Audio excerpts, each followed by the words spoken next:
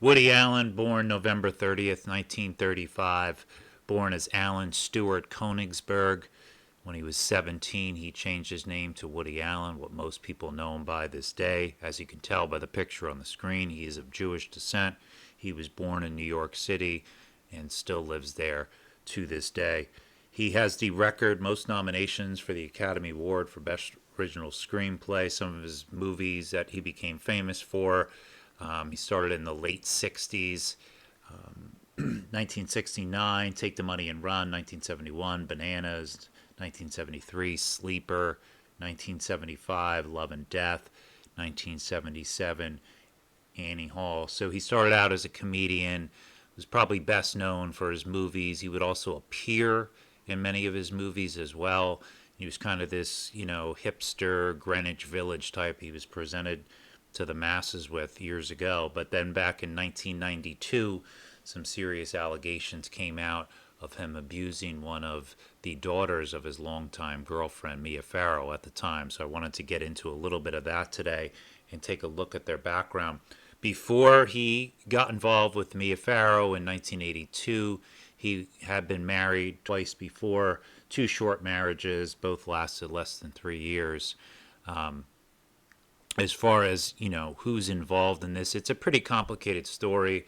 I do remember this story, when it was happening, but I've seen a couple of his movies. But as far as who's who here, so in the picture of the blended family here, the the daughter over on the right, that's Soon Yi. That's who Woody Allen ended up marrying, and she was one of the many adopted children of Mia Farrow, and she was from a previous marriage that Mia Farrow was married twice before she met Woody.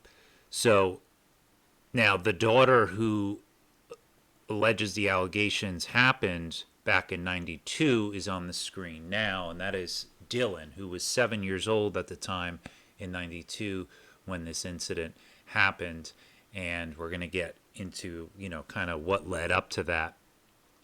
So he then, it's a very strange story all around. So he basically was eventually cleared of molesting and abusing 7-year-old Dylan by a Connecticut court, but then went on and married her Mia Farrow's other adopted daughter, Soon Yi, who he is still with to this day. So if you're keeping track at home. So as far as, the timeline here, I wanted to kind of get into that, to what led into this. So according to Mia Farrow, back in early 1992, she found naked Polaroids of Soon Yi in Woody Allen's apartment. And Woody Allen has claimed that he was trying to help Soon Yi get into the modeling industry, or be an actress. Who knows? It's obviously some sort of perverted, some sort of ruse that he's coming up with. So he finds them, and even to this day, when people have asked Woody about, marrying one of Mia's adopted daughters, he says, "Well, I didn't adopt her, and I she's not my biological kid, and she was apparently 20 when this all started." Who knows? It not like that answer makes it any less creepy. But as you can see it in court testimony, family psychologist Dr. Coates claims that Mia Farrow called her on August 1st and described Allen as, quote, satanic and evil after learning of his relationship with Soon Yi. So months later, she calls, and then on August 6th is when the day the alleged incident happened up in Connecticut. And actually, it was August 4th. I'm sorry. Dylan alleges this is the day that Allen reportedly assaulted her. And a babysitter basically, in the story said that Woody Allen at Mia Farrow's, country home up in Connecticut did leave with Dylan for a while. So this went to court. They eventually ended up clearing Woody. But who knows? This could be very well, one of those sham court cases of somebody who has teams of lawyers around them. But as you can see, a team of child abuse investigators at Yale New Haven Hospital released a report clearing Allen of any wrongdoing. Mia Farrow's legal team called the report incomplete and inaccurate. And there was also a custody battle as well. And this went back and forth for for a while. I mean, you have both people who have a lot of money, teams of lawyers involved. And then you have on June 7th here, Allen lost the custody battle in a scathing 33-page indictment. Acting Justice Elliot Wilk of the state Supreme Court calls Allen, quote, self-absorbed, untrustworthy, and insensitive, and says he's not convinced that the evidence proves conclusively that there was no abuse. Mr. Allen has demonstrated no parenting skills that would qualify him as an adequate custodian for any of the children, the judge proclaims, also blasting Allen for isolating Soon Yi from her family. He further calls out the therapist who interviewed Dylan, saying that their judgments were, quote, colored by their loyalty to Allen. Yeah, I don't think it's that. I think they were probably paid a shitload of money, and that's where the loyalty goes. But so you have him, at this time, and then, 1992 comes out, and this was a big deal, at the time, as far as getting one of the early peaks into the modern day Sodom and Gomorrah that is Hollywood. But Woody had to do some damage control and went on 60 Minutes, and let's take a listen to a quick clip here. 60 Minutes, rewind. It usually begins with an emotional domestic breakup, parents fighting over the kids.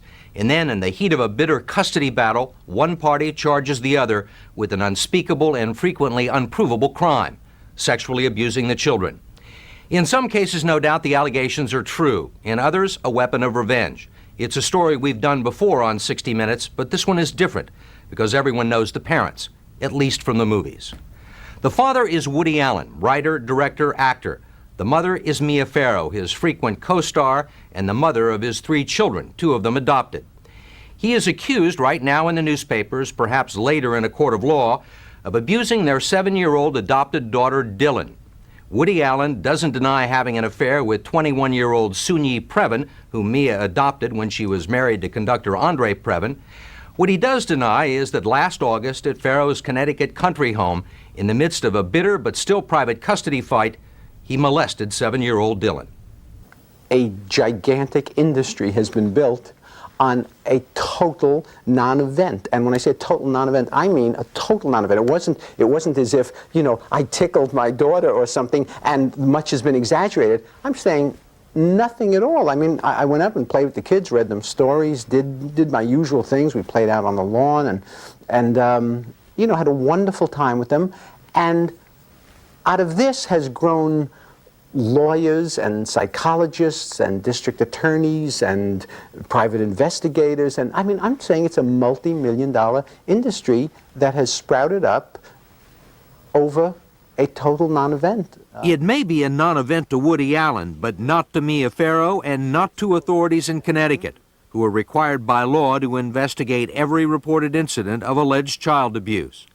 It is that investigation and the attendant publicity that convinced the reclusive Allen to sit down with us in his Manhattan apartment and discuss the situation, no holds barred. The allegations are that you took Dylan into a attic or crawl space, that you touched her in her private part. Is there any truth to that at all? Look, be logical about this. I'm 57.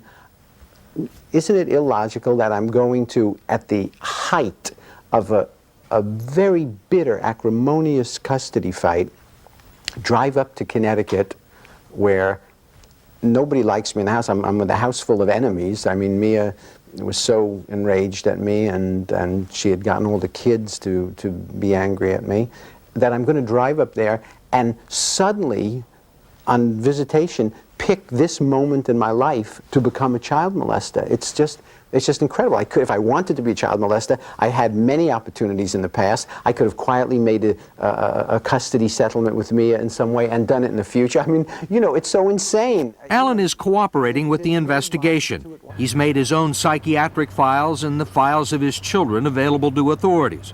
He submitted to a... Right, and he goes on to spew some more nonsense in the rest of that clip, but I'm no guru as far as the history of every detail of his movies, but, I did find some clips about some actresses who were minors when they were cast in some of his roles in his movies, and probably using his seat at the throne of one of Hollywood top directors, and just gives him access to underage, which seems might be up his alley, a perversion here. But let's listen to one of these. You right played Tracy, a high school student dating a 42-year-old neurotic, played, of course, by Woody Allen. Yes. Once again, playing in a movie, I had no idea what I was doing. And you were 16 when you shot this? I was 15 when I started, and I think I turned 16 just right after it was done. And How did that happen? I mean, you had done one movie, and then did Woody Allen come calling and say, I want? well, I had done lipstick, and apparently, I mean, I don't know this for sure. I've never really asked him. He watched Lipstick, and he Which is said, funny to imagine in itself. "Yeah." And I'm such a kid, I mean, if you've seen it, I was 12, very much 12. Adorable. And maybe I shouldn't say anything more. Maybe that's why he liked it.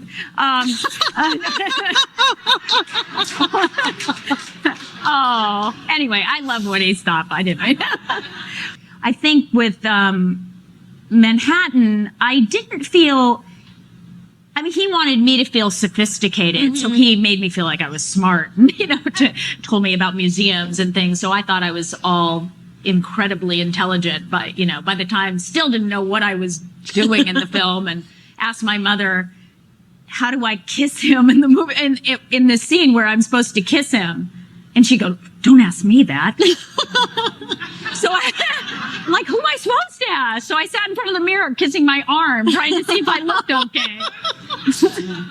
So Did it give you pause at 14 or 15 that you were going to kiss 42-year-old or however old he was, Woody Allen? I have to tell you, I never thought about that. That wasn't.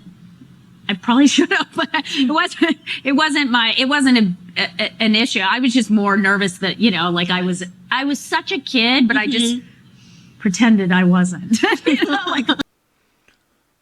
There you go. Interesting in the beginning when she makes the joke about maybe that's why he liked it, because she was 12 in the movie that he saw her in, and everybody in the crowd and the other hosts there just somehow just laughs it off. Not sure where the humor is in that. But here is another one when an actress who actually dated Woody Allen when she was 17 and he was in his 40s. Now, you were 17 when you met Woody Allen. He was 42. Yeah. You met when you were cast for a small role in Annie Hall, the movie, which in the end didn't actually make the final cut. But you dated him for 2 years.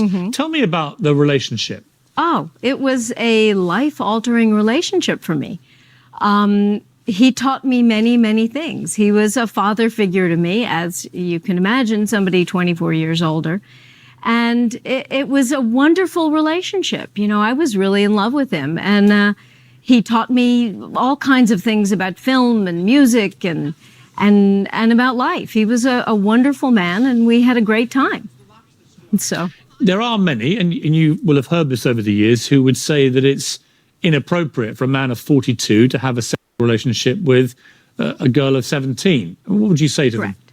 I think situations like that, relationships like that, have been going on since time immemorial.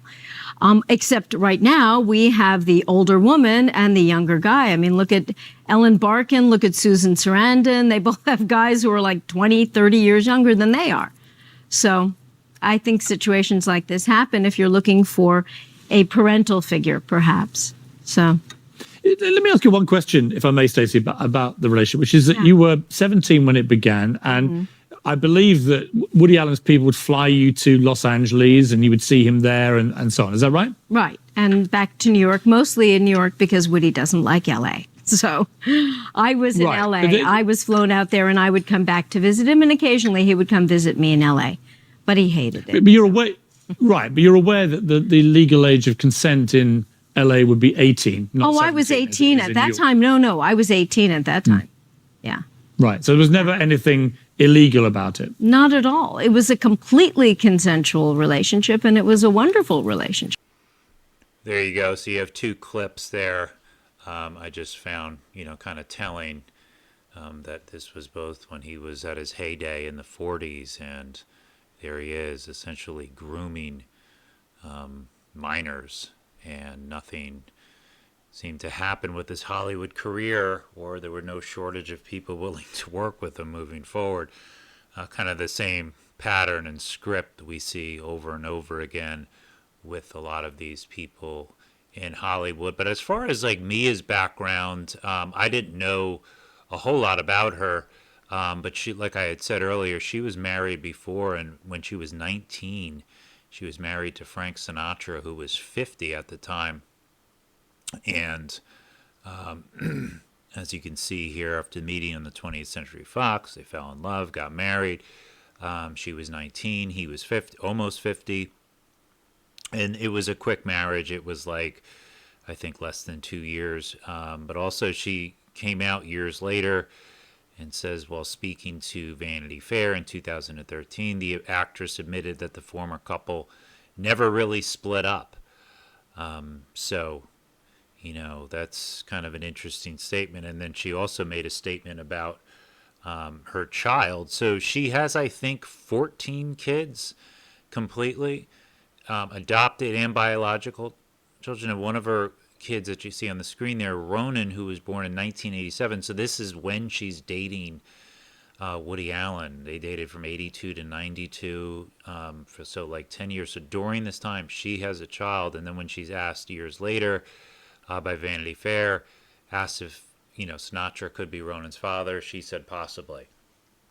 So, and he doesn't really look, you know, to me like Woody Allen at all. I mean, he not, you know, yeah, I don't see any resemblance there. So just think about how crazy this whole family situation is.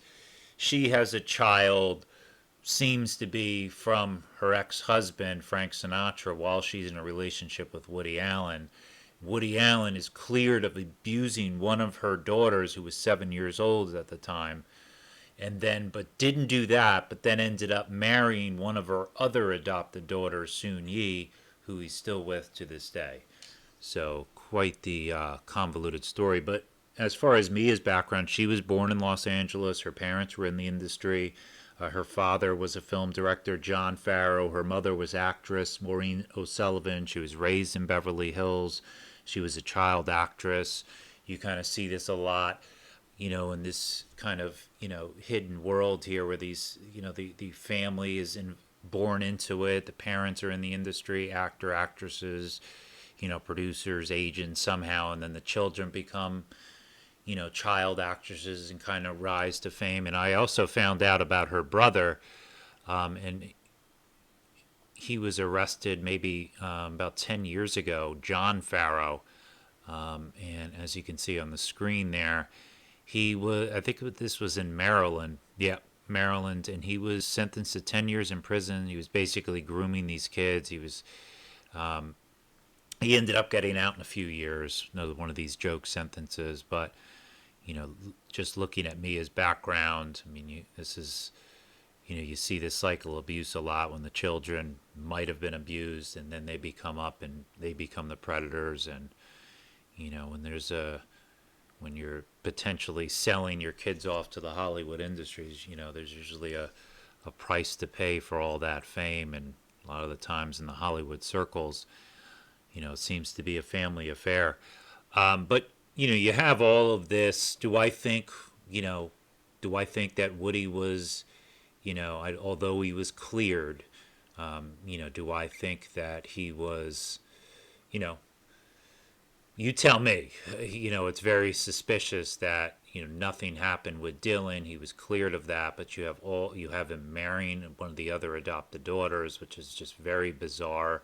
You have all these other clips, and those are just 2 clips there. I'm sure there were many people who haven't spoken out yet for various different reasons, but, you know, to me, it's all very suspicious, you know, and I know people will say, well, he was cleared, but I don't know. You tell me. Let me know what you think.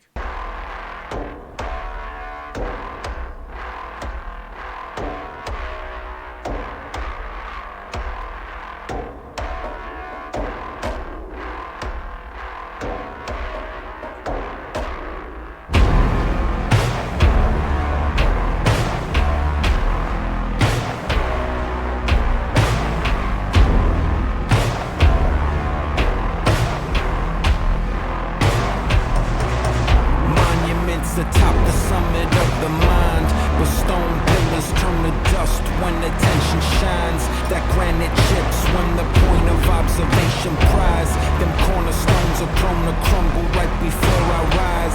Now that's the truth and lies. Great deceptions are but servants of the wise. Deluded in our grandeur like a fool that's in disguise. But strip away the surface and